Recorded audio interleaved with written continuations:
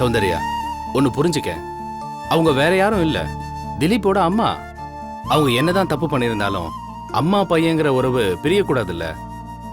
இப்படியே போச்சுன்னா மத்தவங்க எல்லாரும் அர்ச்சனாவை தானே தப்பா பேசுவாங்க. அம்மா கிட்ட இருந்து பையனை பிரிச்சு தான் புருஷனை தன்னோட கூட்டிட்டு போயிருந்தான்னு சொல்லுவாங்க. அந்த கெட்ட பேர் இவளுக்கு வரக்கூடாதுல்ல. எல்லாத்துக்கும் மேல அர்ச்சனாவுக்கு பிறக்க போற குழந்தை அந்த குடும்பத்தோட வாரிசு. அத நாம சொந்தம் கொண்டாட கூடாதுல்ல. இப்போ அவங்க அப்படியே இருந்தாலும் குழந்தைய பார்த்ததுக்கு அப்புறம் அதை பார்த்து அவங்க மாறுவாங்கல்ல. நீங்க சொன்னது மட்டும் அர்ச்சனா கேட்டிருந்தானா கண்டிப்பா அவங்க மேல கோவப்பட்டிருப்பா.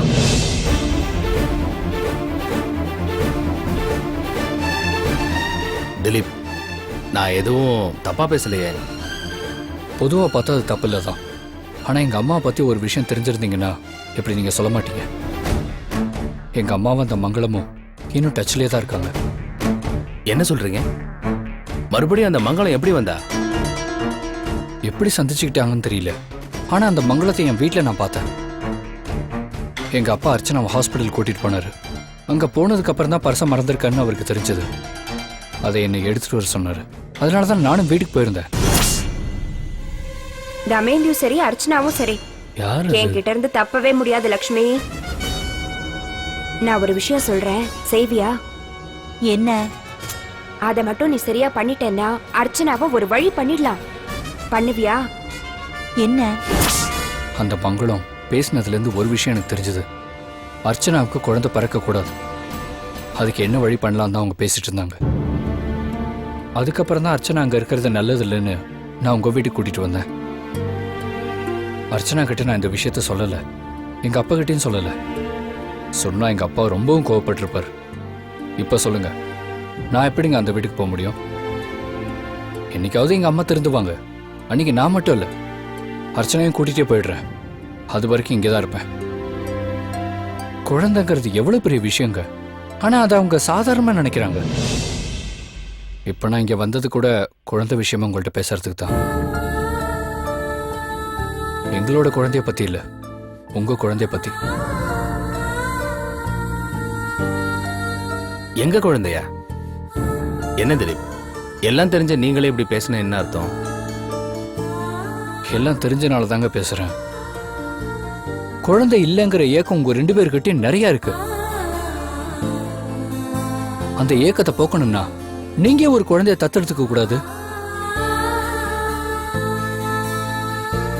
திலீப், நான் எதுவும் தப்பா சொல்லுங்க. நிறைய பேர் இப்படிதான் பண்றாங்க. உங்களை மாதிரி ஒரு அப்பா அம்மா கிடைக்கிறதுக்கு கொடுத்து வச்சிருக்கணுங்க. அண்ணியோட குழந்தையும் இருக்கு. அர்ச்சனாவுக்கும் குழந்தை பிறக்க போகுது.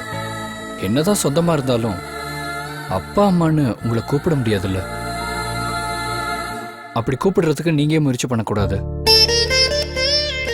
என்ன சௌந்தர்யா இப்படி சொல்றாரு? என்கிட்டயும் திலீப் சொன்னாருங்க. எனக்கு என்ன சொல்றதுன்னே தெரியலீங்க. அதுக்காக தான் என்கிட்ட கூட்டிட்டு வந்தியா? நினைச்சது தப்பு இல்ல, நிறைய பேர் இதை பண்றாங்கதான். ஆனா என்னை பொறுத்த வரைக்கும் இதுல உடன்பாடு இல்ல. அப்பா அம்மான்னு அந்த குழந்தை கூப்பிடலாம், ஆனாலும் மனசுக்குள்ள ஒரு உறுத்தல் இருந்துகிட்டு தானே இருக்கும். அதுக்காக நான் தப்பா சொல்லல. என்னை பொறுத்த வரைக்கும் எனக்கு அதுல மனசு இல்ல. குழந்தை இல்லைங்கிற ஏக்கம் இருக்கு, ஆனா அதெல்லாம் காலப்போக்கில் சரியாயிடும். சக்தியோட குழந்தையோ அர்ச்சனாவோட குழந்தையோ எங்களை அப்பா அம்மான்னு கூப்பிடலனாலும் பரவாயில்ல, அத்தை மாமான்னு கூப்பிடும்ல. அது கூட சுகமான விஷயம் தானே. அந்த சந்தோஷமே எங்க 2 பேருக்கும் போதும் இல்ல. என்ன சொல்ற? ஒன்னு சொல்றேன் திலீப், இந்த ஜென்மத்தை பொறுத்தவரை எனக்கு சௌந்தர்யா மட்டுமே போதும். இவளை தாண்டி எனக்கு இன்னொரு உறவு வேண்டாம். மனைவியாவும் சரி குழந்தையாவும் சரி சௌந்தர்யா மட்டுமே எனக்கு போதும்.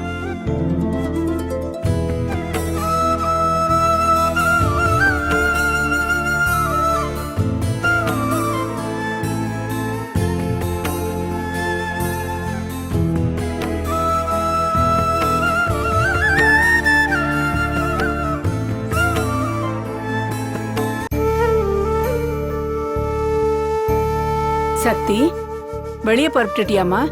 ஆமா பாட்டி, சரவணன் வீட்டுக்கு போய் அவங்க அம்மாவை பார்த்துட்டு வரலான்னு போறேன்.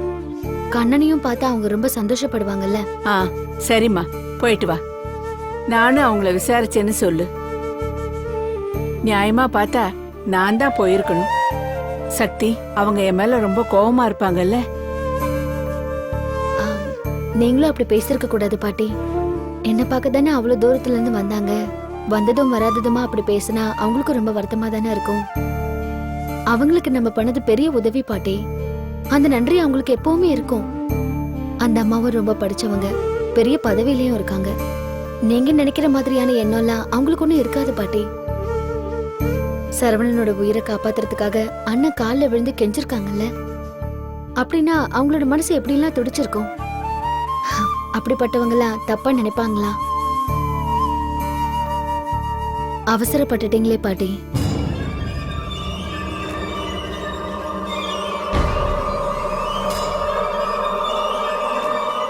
என்ன தமேந்தி, போன உடனே வந்துட்ட? ஆமாக்கா, ஆடிட்டர் பார்க்க போனேன். வேலை முடிஞ்சது, அதான் வந்துட்டேன். சரி, நானும் கண்ணனும் சரவணன் வீட்டுக்கு போலான்னு இருக்கோம். எதுக்காங்கல்ல? அப்படி இல்ல தமேந்தி, அவங்க இங்க வந்துட்டு போனாங்கல்ல, அதுக்காகவாவது நம்ம போனோம்ல. இத பாருங்க, இப்பதான் ஓரளவுக்கு சமாதானம் ஆயிருக்கீங்க. இப்ப மறுபடியும் அங்க போய் அவங்க ஏதாவது சொல்லிட்டா? அவங்க என்ன சொல்லிட்டு போறாங்க? யார் என்ன சொன்னாலும் அவர் ஒன்னும் திரும்பி வரப்போறது இல்லையே. அந்த கஷ்டத்தை எப்பவுமே நான் மட்டும்தான் அனுபவிச்சு ஆகணும். இப்ப என்னோட சிந்தனையே அண்ணனை எப்படியாவது வெளியில கூட்டிட்டு வரணுங்கிறது தான். சரவணன் கிட்டயும் இது சம்பந்தமா கொஞ்சம் பேசணும். சரி, அப்ப நானும் உங்க கூட வரேன். வேண்டாம் வேண்டாம், நீ எல்லாம் அங்க போக வேண்டாம். அவங்க இங்க வந்தது சக்தியை பார்க்க. அதனால சக்தி மட்டும் போனா போதும். ஏன் பாட்டி இப்படி இருக்கீங்க? பாட்டி, நான் தெரியாம தான் கேக்குறேன். என்ன உங்களுக்கு பிடிக்கலையா? எப்ப பார்த்தாலும் ஏன் இப்படி என்ன விலக்கியே வைக்கிறீங்க? அன்னைக்கு அப்படிதான் சௌந்தர்யாவுக்கு ஸ்வீட் கொடுக்க அக்கா போனாங்க. அப்பவும் என்ன போக விடாம தடுத்தீங்க. இப்பவும் அதே மாதிரி பண்ண என்ன நியாயம்? அன்னைக்கு நீ அங்க போனதுனால தானே சௌந்தர்யா கோவப்பட்டா. சக்தி கொடுத்த ஸ்வீட்டை சாப்பிடாம தூக்கி போட்டா. அவ அப்படி முட்டாள்தனமா நடந்துக்கிட்டானா அதுக்கு நான் என்ன பண்ண முடியும்? எதுக்கு கோவப்படுறோன்னு தெரியாமலேயே கோவப்படுறா. அப்படி கோவப்படுறதுனாலதான் ஒவ்வொரு தடவையும் கஷ்டத்தை அனுபவிச்சுட்டு இருக்கா. இப்ப வரைக்கும் குழந்தை இல்லாம கஷ்டப்படுறானா அதுக்கெல்லாம் அவ கோவம் தான் காரணம். அவளை மாத்துறதுக்கு யாராவது முயற்சி பண்ணிருக்கீங்களா? அது பத்தாதுன்னு இப்ப அர்ச்சனா வேற அங்க வந்துட்டா. அவளும் சௌந்தர்யா மாதிரி தானே. எப்பப்போ நடந்தெல்லாம் நினைச்சுக்கிட்டு இப்பவும் கணக்கு போட்டுட்டு இருக்கா. நானும் நல்லதுக்காக தான் ஒவ்வொரு தடவையும் பேசுறேன். யாருமே கேட்கலையே. கோயம்புத்தூர் ப்ராஜெக்ட கூட கல்கிக்கு கொடுக்கறதா சொல்லிட்டு அத மௌலி அண்ணனுக்கு கொடுக்கறதா எல்லாரும் சொல்லிட்டீங்க. நான் வேணும்னு சொன்னேன். அதுவும் மௌலி அண்ணனுக்கு நல்லது பண்றதுக்காக தான்.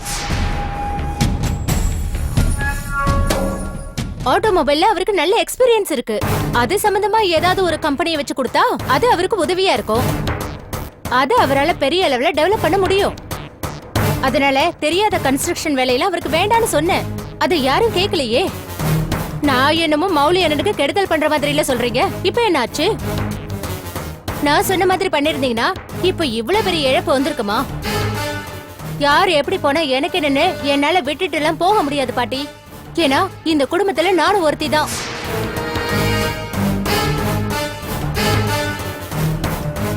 என்ன நல்லது கெட்டது நடந்தாலும் அது என்னையும் வந்து சேரும். நீங்க தான் என்ன வேற்றுமையா நினைக்கிறீங்களே தவிர நான் அப்படி நினைக்கல. என்ன தமேந்தி, நீ பாட்டுக்கு பேசிட்டே இருக்க? நீ நினைச்சிட்டு இருக்கல்ல உனக்கு யாருமே அப்படி நினைக்கலன்னு. இங்க மட்டும் இல்ல, ஆபீஸ்லயும் நீ தானே இருக்க. எனக்கு இருக்கிற பொறுப்பு எல்லாமே உனக்கும் தானே இருக்கு. அண்ணன் விஷயத்துல மட்டும் நீ கவனமா இருந்திருந்தா உன்னை எல்லாருக்கும் பிடிச்சிருக்கும். ஏன் முடியலங்கிற காரணத்தையும் சொன்னேன்லக்கா. சரி, என்ன விடுங்க. வேற யாராலையாவது ஏதாவது பண்ண முடிஞ்சுதா? இப்ப வரைக்கும் அவங்களால மௌலி அண்ணனை வெளியே கூட்டிட்டு வர முடியல. நானே சொன்னேன் அவங்க அண்ணனை கோர்ட்ல ஒப்படைக்கட்டும், அதுக்கப்புறம் நான் வெளியே கூட்டிட்டு வரேன்னு. நீங்களும் என்ன நம்பல. எல்லாருமே இப்படி இருந்தீங்கன்னா என்னால எப்படிக்கா இங்க வாழ முடியும்? அவர் மட்டும் சரின்னு சொன்னா இப்பவே நான் என் வீட்டுக்கு போயிருவேன். அப்படிலாம் எதுவும் முடிவு பண்ணிடாது. அது ரொம்ப தப்பா போயிடும். பிரிவுங்கிறது இந்த குடும்பத்துல இருக்க கூடாதுன்னு நினைக்கிறவனா முதல்ல அதை புரிஞ்சுக்கோ. என் அண்ணனையும் சௌந்தர்யாவையும் இங்க கூட்டிட்டு வந்ததே அவங்க எங்களை விட்டுட்டு பிரிஞ்சு போயிடக்கூடாதுன்னு தான். எல்லா குடும்பங்கள்லயும் ஏதோ ஒரு சங்கடம் இருக்கதான் செய்யும். அதுக்குன்னு குடும்பத்தை விட்டு பிரிஞ்சு போறது நல்லதுக்கு இல்ல தமேந்தி. பாட்டி, தமேந்தியும் கூட வரட்டும். எனக்கு பிடிக்கல சக்தி. நீ கூட்டிட்டு போறதா இருந்தா கூட்டிட்டு போ. தமேந்தி, பாட்டி சொன்ன சொல்லிட்டு போறாங்க, நீ கிளம்பு. சரிக்கா.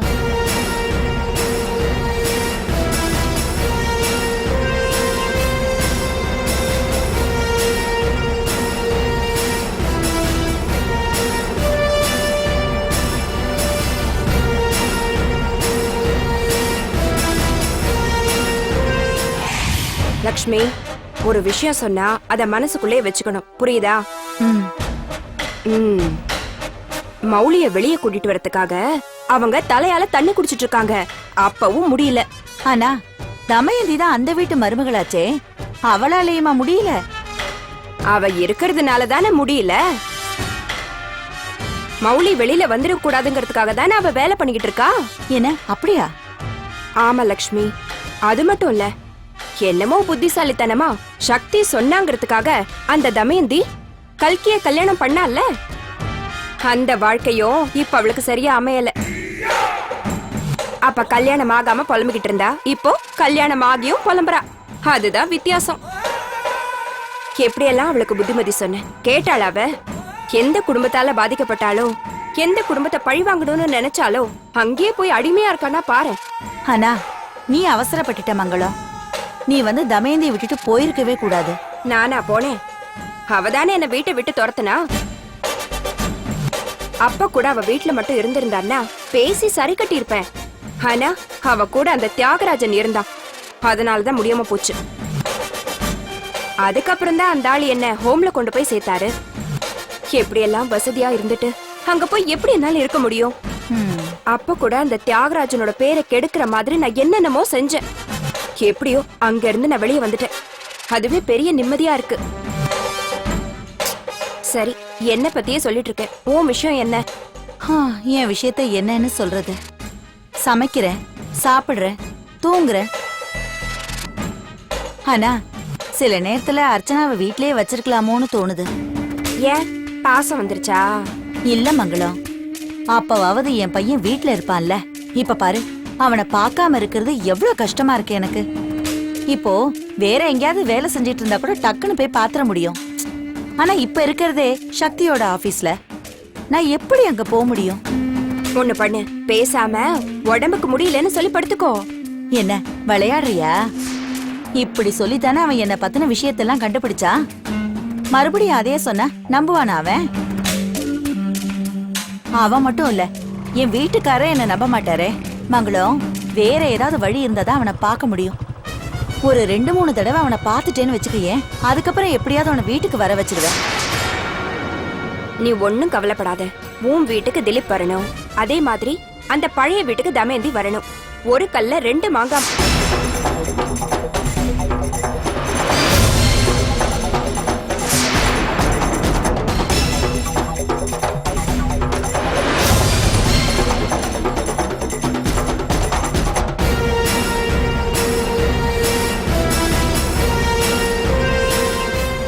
ஏய் திலீப், நல்லா இருக்கியாடா? உன்னை பார்க்காம சரியா சாப்பிடுறது இல்ல, சரியா தூங்குறது இல்ல, அப்படித்தானே? டேய், என்ன இருந்தாலும் நீ என் புள்ள தானடா. உன்னை பார்க்காம இருக்கிறது எனக்கு எவ்வளவு கஷ்டமா இருக்கு தெரியுமா? என்ன பார்க்கறது இருக்கட்டும், இவங்க என்ன? அது வந்து கோயிலுக்கு போயிட்டு நான் திரும்பி வந்துகிட்டு இருந்தேனா எதேச்சியா மங்களத்தை பார்த்தேன்டா. ஓ, ரொம்ப நாளாச்சுல்ல பேசி, அதான். ரொம்ப நாள்னா எத்தனை வருஷத்துக்கு முன்னாடி பார்த்தது? கணக்கு போட்டா எப்படியும் வருஷம் வந்திருக்கும். அப்படியா? ஒரு 10 நாளைக்கு முன்னாடி என் வீட்டுக்கு வந்தது யாரு?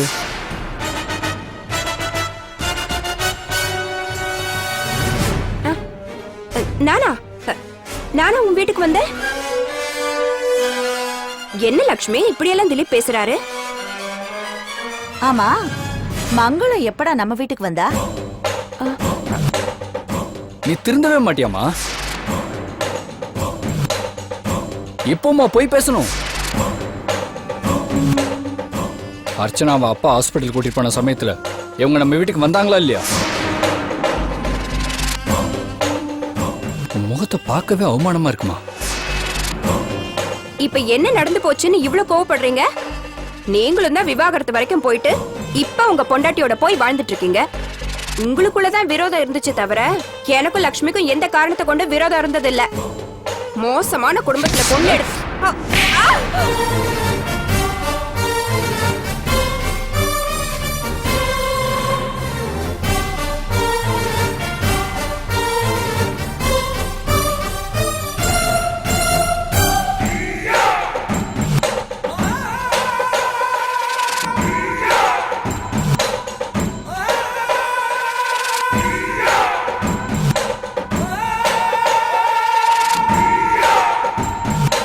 யாரை பார்த்து மோசமான குடும்பம் சொல்ற? உன் குடும்பமா அர்ச்சனா குடும்பமா? டேய், எதுவா இருந்தாலும் எதுக்குடா கை நீட்டுற நீ? நீ பேசாம போயிடு. இப்ப நீங்க எந்த போறியா இல்லையா? போன்னு சொல்றல. லக்ஷ்மி ஓ லக்ஷ்மி ஏய், குடும்பத்தை கெடுக்கிற புத்தி இன்னும் ஒண்ணு விட்டு போலையா? ஆ? இனிமே அர்ச்சனாவை பத்தி பேசுன நடக்கிறதே வேற. உனக்கெல்லாம் சொரணையே கிடையாதா? ஆ? இவ்ளோ அடி வாங்கியும் கூட திருந்தவே மாட்டேங்கிற. தொலைச்சிருவான், அவ்வளவுதான் சொல்லிட்டேன். அவ்வளவு அடி வாங்கினா எப்ப?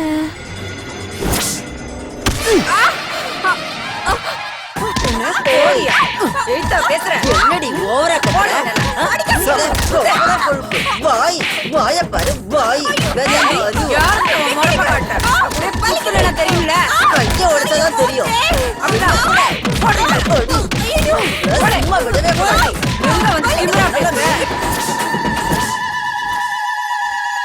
அவனா நீ? அப்ப அந்த வேலைய பண்ணது நீதானா? விட மாட்டேன்டா உன்ன. நீ தொலைக்கிறியா இல்ல நான் உன்னை தொலைக்கிறேன் நானு பாரு. ஏய், ஆ, ஆ, அந்த பக்கம் எங்க போற? ஆ. இனிமே உங்க ரெண்டு பேரும் சேர்த்து வச்சு பார்த்தேன், அவ்வளவுதான் சொல்லிட்டேன். இந்த பக்கம் போ. போங்கல. போடா நீ இன்னும்.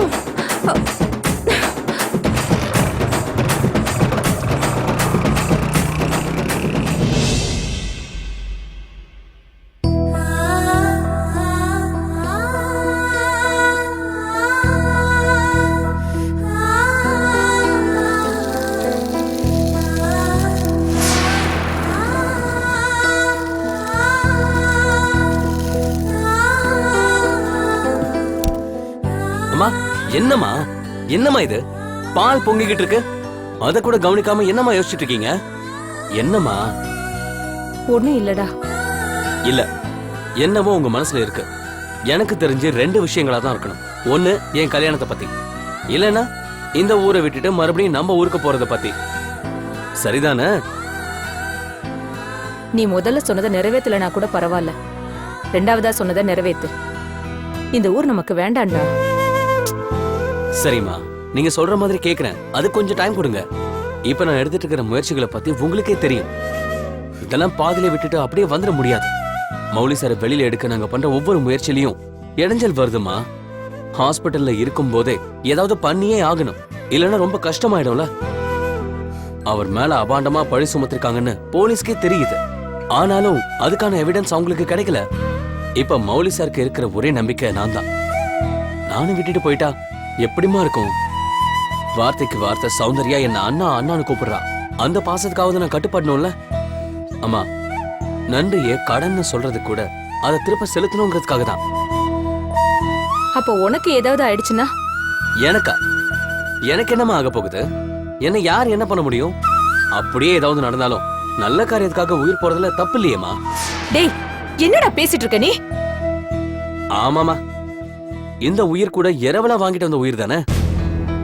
ஒரு விஷயத்தை இப்பதாமா நான் புரிஞ்சுக்கிட்டேன். அதுவும் என்னோட ஆபரேஷனுக்கு அப்புறமா தான் அந்த தெளிவு கிடைச்சது. என்னதான் நாம பயந்துட்டாலும் என்னதான் தைரியமா இருந்தாலும் வேணும்னு சொன்னாலும் வேணான்னு சொன்னாலும் மரணம் மட்டும் எதையுமே கண்டுக்கிறது இல்லம்மா. எப்ப வரணும்னு அதுக்கு தோணுதோ அப்ப வந்து அதோட வேலையை முடிச்சிட்டு போயிடுது. மனுஷனான நமக்கு தாமா இந்த சென்டிமெண்ட் எல்லாம்.